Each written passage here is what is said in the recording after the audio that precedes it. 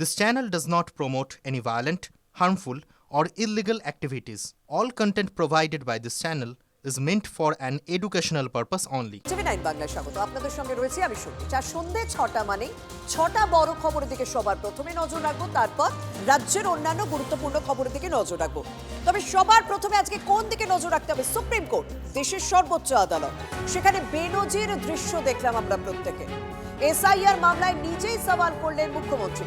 SIR এর নামে বাংলাকে টার্গেট, সাধারণ মানুষকে বুলডোজ করা হচ্ছে। সুপ্রিম কোর্টে অভিযোগ মমতা বন্দ্যোপাধ্যায়। সাংবিধানিক সংস্থার বিরুদ্ধে সংবিধান লঙ্ঘনের অভিযোগ, গণতন্ত্রকে বাঁচান সুপ্রিম কোর্টে আবেদন মমতার। সংবিধান মেনেই এসআইআর, পাল্টা সওয়াল কমিশনের।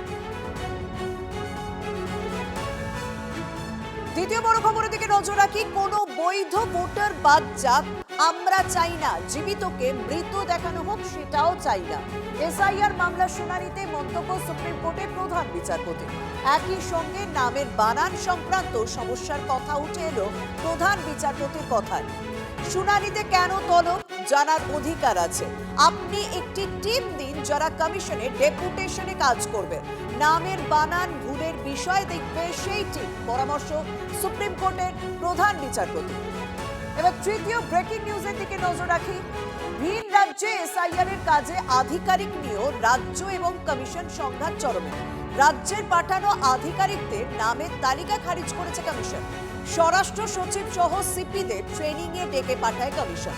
আপত্তি জানিয়ে কমিশনে 25 জনের বিকল্প তালিকা পাঠানো হয় রাজ্যের পক্ষ থেকে, কিন্তু রাজ্যের তালিকা খারিজ করে আগের অবস্থানেই অনড় নির্বাচন কমিশন।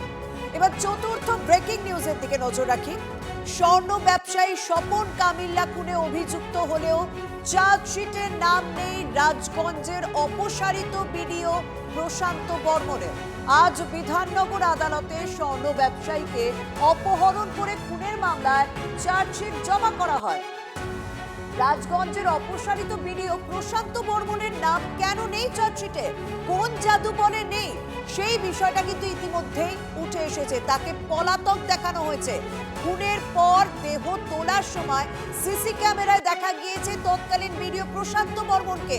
কার অঙ্গুলি হেলনে চার্জশিটে প্রশান্ত বর্মনের নাম বাদ গেল?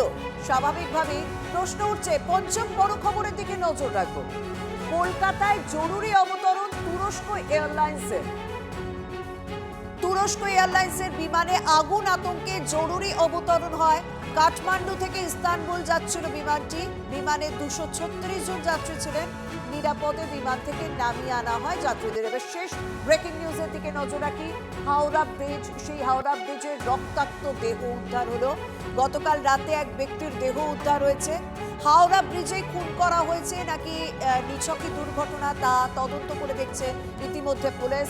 হাওড়া ব্রিজের 12 নম্বর পিলারের কাছে এই দেহটি উদ্ধার হয়।